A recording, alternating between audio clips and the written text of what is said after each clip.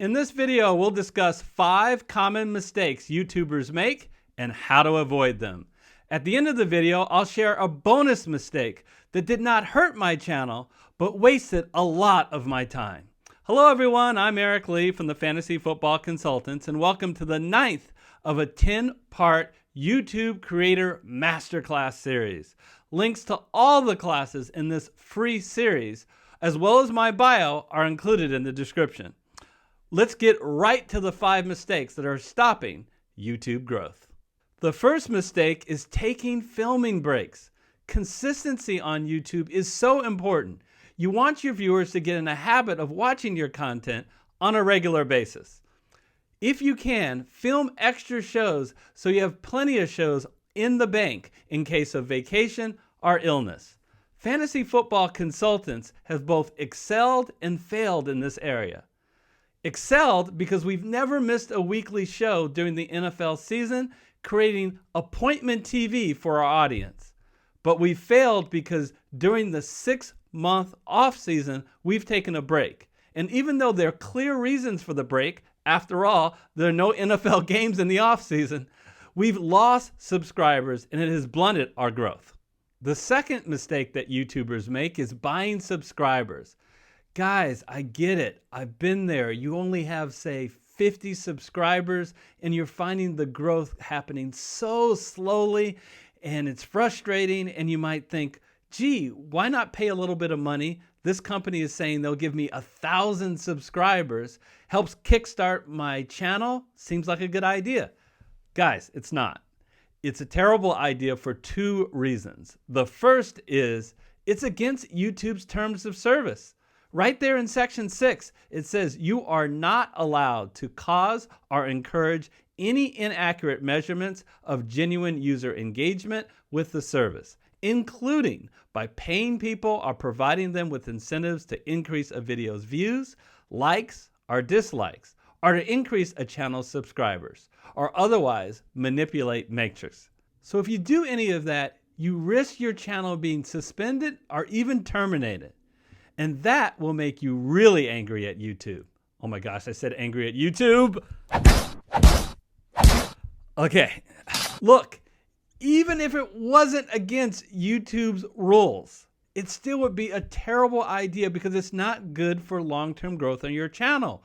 Why? Because if you pay someone to subscribe to your channel or like your video, they won't actually watch the content, and they certainly are not going to engage in the comment section of your YouTube channel.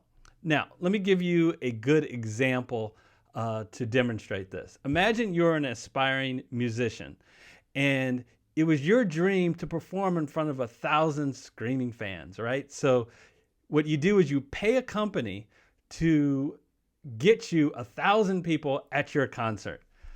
Well, the problem is what they bring is 1,000 mannequins. And these mannequins, they don't cheer for you during your performance. They don't come up after your performance to get your autograph. They're not going to come to future shows. And they most certainly are not going to tell their friends about what a great musician you are. So what the right thing to do is, as a new musician, is play the small joints in front of real people who will give you real engagement. And if they like you, they'll tell their friends and family all about you, and you'll grow naturally. The third mistake that YouTubers make is playing it safe. In essence, doing the same content over and over again.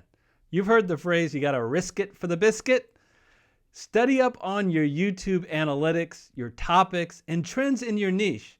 And also ask your audience for feedback of what they would like to see. You've got to take chances by testing the water with something new from time to time.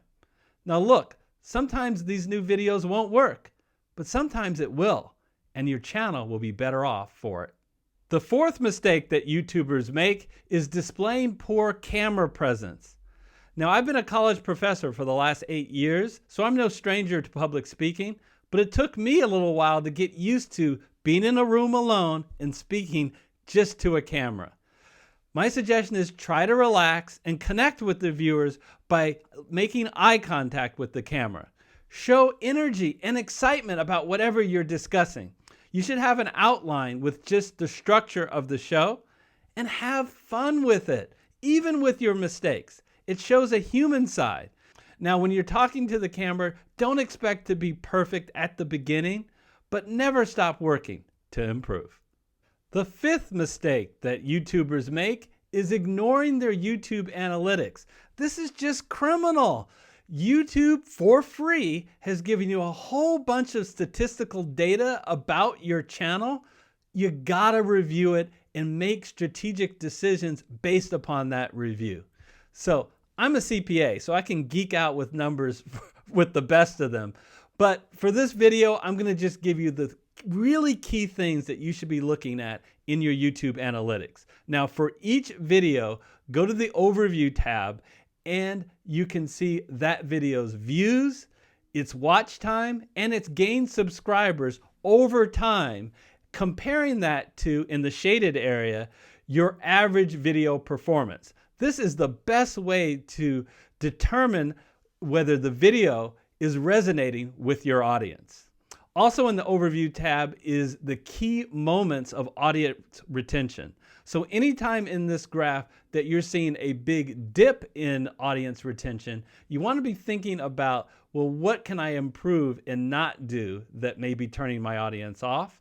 But on the other hand, to the extent you're getting continuous segment where you're staying solid and not having any drops, then that's great. You're doing something really well, and see if you can learn from that for future videos. Also, you want to go to the Reach tab. The Reach tab shows what's called the search traffic funnel. It starts at the top based on search. What are the impressions that you're getting? An impression is when your video's thumbnail is being shown to someone on YouTube. If you're getting a very low number of impressions relative to your other videos on your account, that particular video may be having a problem with keywords. Now, the next lower level on the funnel chart is your click-through rate.